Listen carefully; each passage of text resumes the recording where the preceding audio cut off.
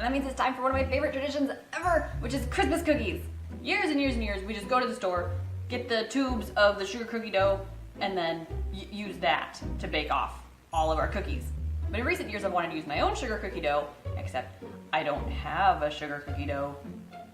I do have one recipe for sugar cookies, but they're the kind that you just sort of roll. You just make a little ball, and then you dip it in sugar, and just put it on the pan and just bake it, and it just comes a little blob. Which, funnily enough, is what happens when you get the tubes of sugar cookie, and you roll it out, and then you cut out cookies, and then maybe you cut out a star, and after 8 to 12 minutes, as the roll says, you take it out of the oven, and you have a circle that might have 5 little nubbins sticking out of it, because it's not really a star anymore. So I've been wanting to use my own recipe, if I can make one, that will actually stay in the shape that we cut it out in. Because cookie cutters are cute. You don't buy them because you want blobs, otherwise you just make blobs. So the only problem I've come across is there's basically 2 kinds of sugar cookie dough recipes. One tastes delicious, but you get kind of a flat round sugar cookie that spreads. And the other, you get a nice shape, and it tastes so bad you don't want to eat it anyway. It just tastes like flour, because that's kind of what they pack in there to make it not move when it bakes. And flour doesn't taste that good. That's why you have butter and vanilla and sugar. So we'll take my recipe, the only recipe I have for sugar cookies, and hopefully we can tweak it in such a way that we end up with sugar cookies that taste good and look good. So this recipe, I tested during Halloween, and I just kind of added more flour like all of the regular recipes for cut cookies do. I just added a little bit more and thought, well, maybe they'll stay the same shape as when I cut them out. And they did, but they had that kind of powdery, dry, floury taste, and they weren't really that great. They weren't super delicious, like they should be. So the interesting thing about this recipe is it has butter and vegetable shortening. The difference is butter tastes better and shortening tastes like nothing. But the main thing is shortening has a higher melting point than butter does. So as it heats up in the oven, shortening takes a longer time to melt and spread out than the butter does. And it's about half and half, but butter tastes better. And basically I'm gonna make 4 batches of cookie dough for this sugar cookie. I'm gonna do one that's all butter and has a little bit of flour added. And I'm gonna do one that's all butter and has quite a bit more flour added.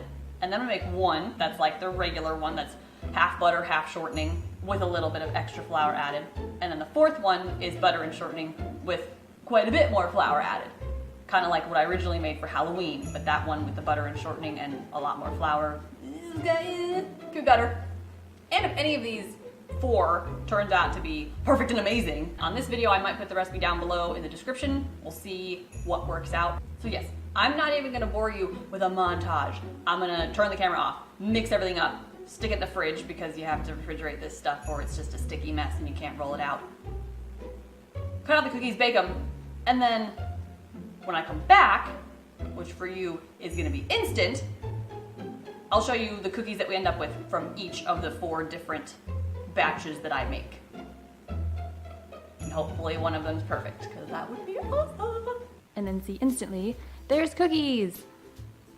These 2 are made with butter and shortening. And these 2 are made with just butter. And then these 2 have more flour added, and these 2 have less flour added. Okay.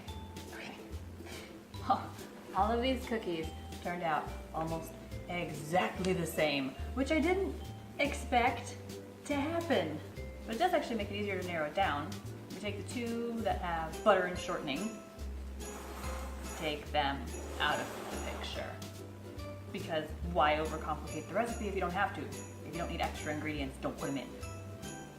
And then for the 2 that are just butter, if we have one that has more flour and one that has less flour, take out the one that has more flour. Same reason. Why add more if you don't need it? So then we're left with these. They hold their shape perfectly. Even the little ridges on the star are still there, and this is a reindeer. and it still has all of its parts. It didn't meld into a blob reindeer. Plus they taste really good. I keep sitting here thinking about how I'm going to talk about how they taste good. They just taste good. I just keep eating it. So that was a really super successful test.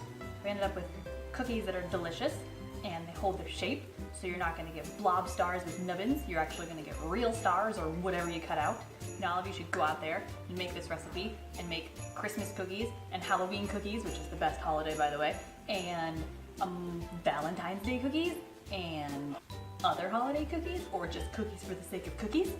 And if you guys want a video of me showing you how to make this recipe, let me know. I'm going to put the recipe down in the description because right now I don't have a website. But yeah, let me know if you want a video of me mixing the recipe, in case maybe you've never made cookies, and that's okay. There is a first time for everything.